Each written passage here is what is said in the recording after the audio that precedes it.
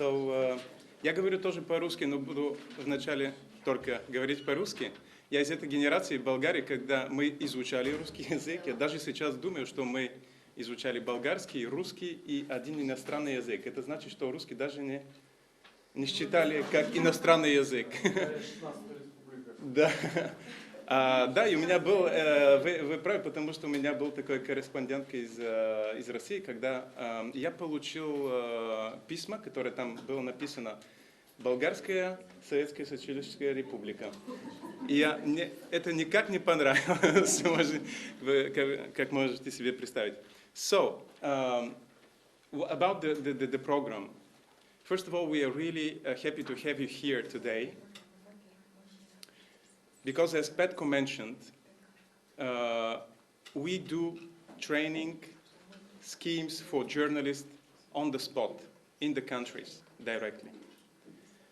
And we had only study tours for Israeli and Russian because of the specific type of relations we have with the two countries.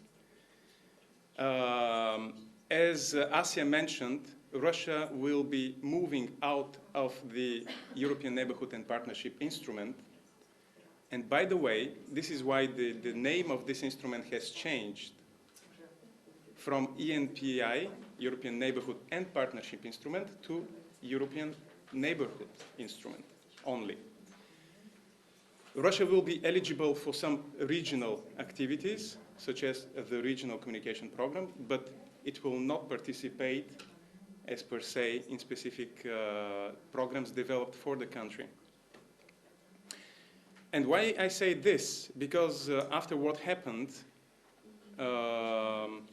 in the recently, we decided it is very important actually to step up support to journalists from the Eastern Partnership countries. And as a result, we managed to bring to Brussels journalists from Moldova and from Georgia, and today from Ukraine.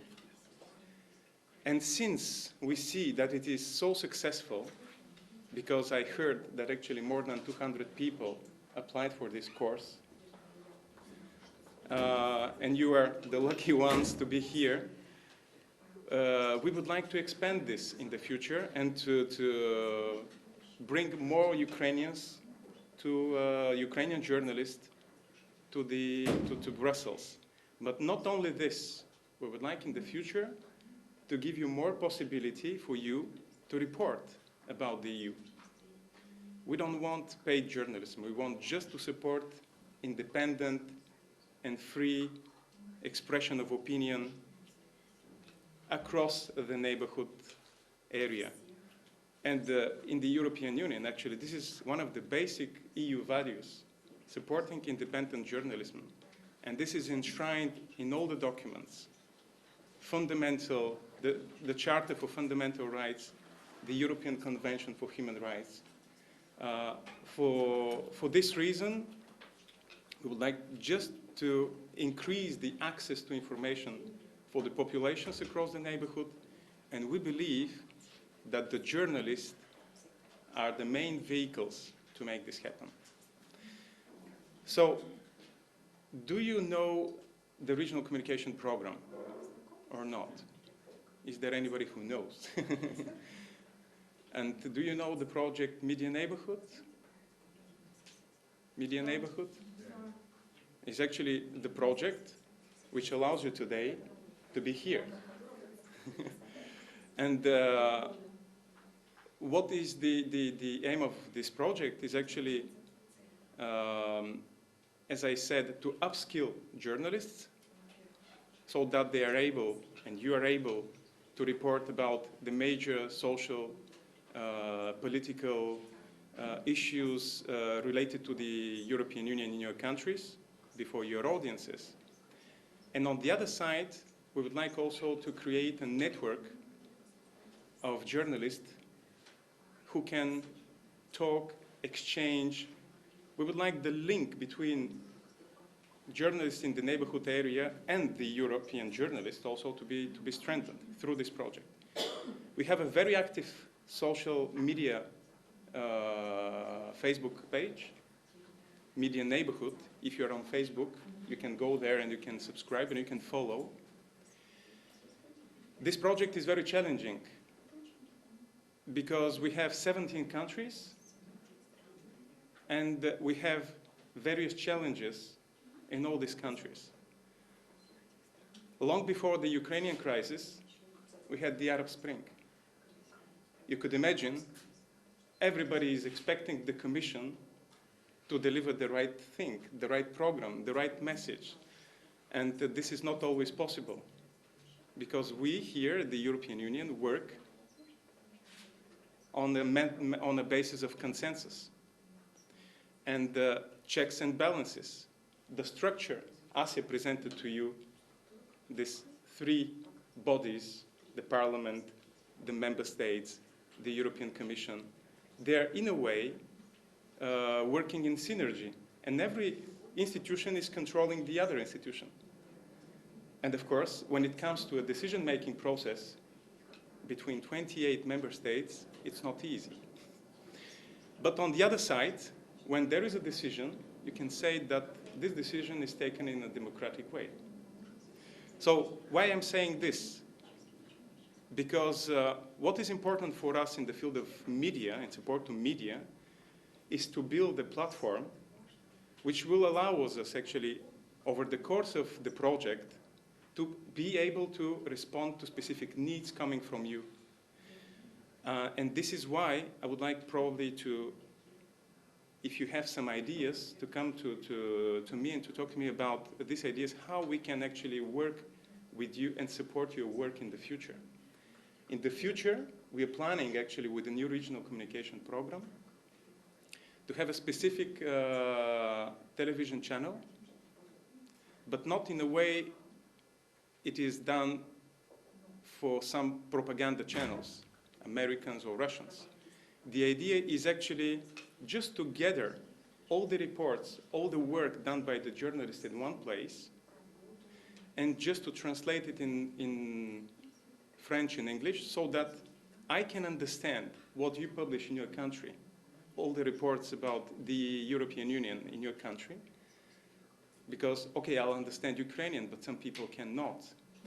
But when it comes to specific reports from Arab countries, it's even worse. So that's the idea. And then in the future, we would like also to support exchange of journalists, because one of the most successful programs of the European Union is Erasmus Mundus. You know Erasmus? Everybody knows Erasmus. Nobody knows the regional communication program. And so we would like to do the same, just to let you go in specific media outlets in Europe and see how they report about the European Union and about Europe in general. And not only doing specific training in your country. I believe you would like not only just to attend kind of a training like in a school, but probably to be involved in specific exchange with journalists and counterparts from Europe. And on the other side, we will link this to specific training in specific areas. I guess conflict reporting for you is something which you would like, probably specific courses you would like to attend. If you have some other needs, just feel free to share this with us. On the other side, when I come back to this study tour and the program of the study tour, we managed to bring a representative from all EU institutions. And I can only invite you to take advantage of your staying here in Brussels and ask all the questions about your country, about the way European Union can help your country, because this is the only way for us to understand, not the only way, but one of the ways actually for us to understand what are the needs of Ukrainians. We see a report every day, it's about conflicts in your country. For me as a Bulgarian, it's very difficult to understand all the problems, all the historic background, etc. But Europe is about peace. the European Union has been created as a result of the Second World War, and because people said, we don't want this anymore. So European project is about peace, and help us actually make a little step in that direction. So this is what I wanted to say. I just going briefly to tell you that as part of this regional communication program, we have two other components, which are the neighborhood barometer. We established in 2012 the first ever barometer for the neighborhood area. And every 6 months, we go to the countries and we interview 1,000 people face to face about what they think about the European Union, what they think about the way they live, what they think about specific type of cooperation we can have. It is for us very important feedback we receive directly from the people and not from the governments, but not the only one, because for us it's important to talk to the people and also to the government, to the specific government, so that we can engage money in the right way. The Commission is scrutinized every day. Everything we do, we receive every day questions from the Parliament, from the Member States, about the way this money is spent. I just struggled with some comments about the new program coming from some Member States, because they would like to know more about what we are going to do in the future, and how we can make sure that we support independent journalism and we not buy people to write about the EU. And then the third component of this program is Neighborhood Info Center, and you will have a presentation by Elena Prokhorova, I think. She's going to present you the Neighborhood Info Center. We have a very strong presence actually in Ukraine as well. We work a lot with the European Union delegation. You most probably know all David Stulik in Kiev. How many of you are actually regional journalists, and how many are coming from the capitals? The capital? Only? Most of you? Yeah. So this is very good, actually. Do we have someone from Kiev? Minority. Minority. So this is good. This is we have a fair representation of journalists from the country. So this is what I wanted to say. Is there anything you would like to ask me? One little thing. Neighborhood barometer, we are going to publish very soon, fifth wave of the barometer, and specific ad hoc opinion poll about media. And I think for you it's important to see that people continue to trust television a lot, but there is a rise also from the side of internet, although people still prefer to trust, of course, what they see, especially for political news, television more than the internet. But what is important in this barometer is to see the link between democracy and independent media. And then you see that this is supported by more than 90% of the respondents. So more to follow on the website of the barometer. If you are willing, I can share the specific websites with you. Вопросы есть? Очень жарко здесь, вы не чувствуете? Do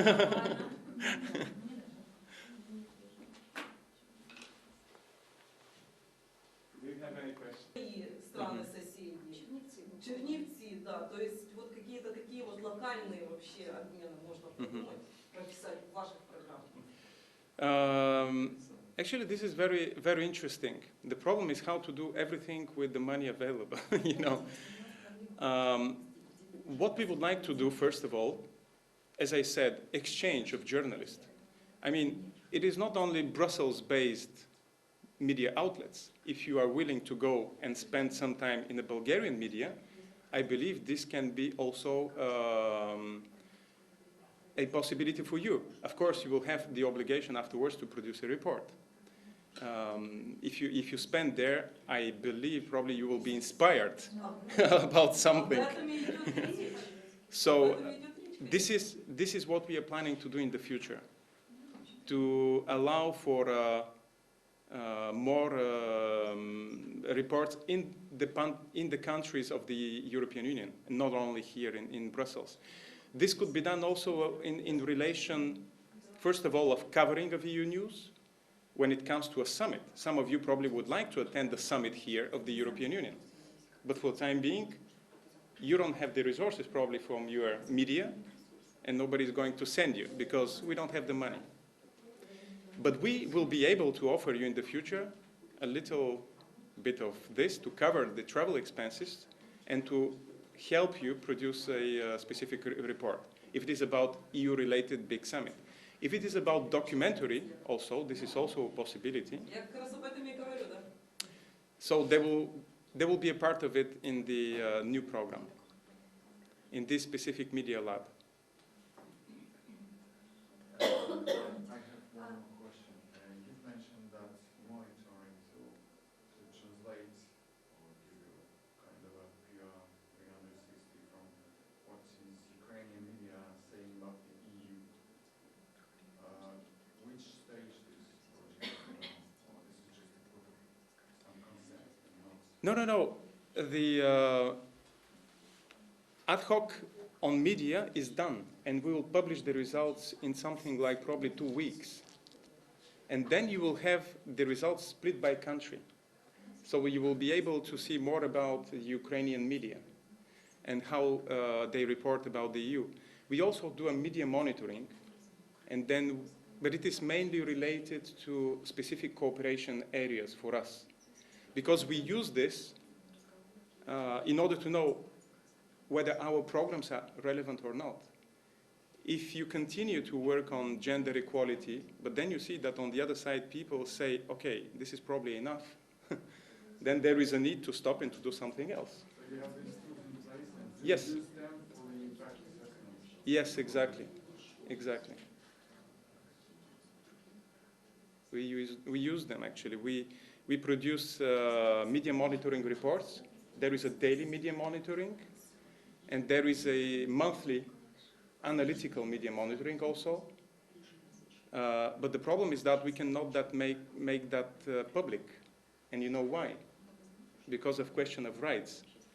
This is very, very expensive when you publish something without actually solving the problems of rights.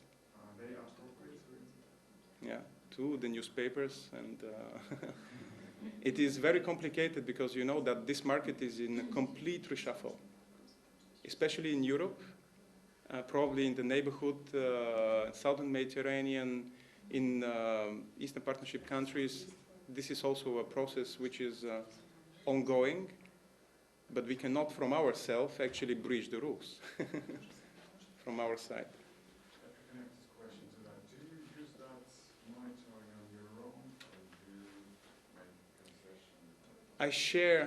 We try and share actually this with the External Action Service, with the delegations, with the people who are involved in design and implementation of projects. I mean, but as regards to production of this report, who is actually doing that? Is some private contractor? Yes. Or you rely on the local partners? Okay, it is a private consultant who works with local partners. I think in the East there is a company, Media Watch, based in Lithuania, and they have their local partners they work with. But we try also to combine with the media monitoring coming from the delegations, because the delegations, they have their own media monitoring. You know the way we work in DevCo, we have 2 types of programs, bilateral and regional. So bilateral is everything which is directed to one specific country, with the annual action plans, etc., etc. We, regionals, are trying actually to design something which is very specific and complementary to the bilateral support. On the other side, you know, the regional envelope is probably only 10% of the overall support to the country. The bulk of the support is going to specific countries. And the regional is important, and by the way, the latest opinion poll shows that there is a growth in the support to regional actions. People think that Europe has something to do in linking the countries together. Very often, especially Bulgaria, probably in countries from the Balkans, before they, and Romania, before they were members of the European Union, everybody thinks that it is a one way just between me and the European Union. Why people, they don't think that it is better to establish a specific cooperation at regional level between the countries, and then you will have probably a stronger argument when you apply before the European Union. That was actually the whole idea behind the creation of the Eastern Partnership, to try and help the countries discuss specific issues of common interest, instead of just everybody, you know, I have my own discussions with the European Union and the European Commission. Working together is probably much better, no? Any other questions?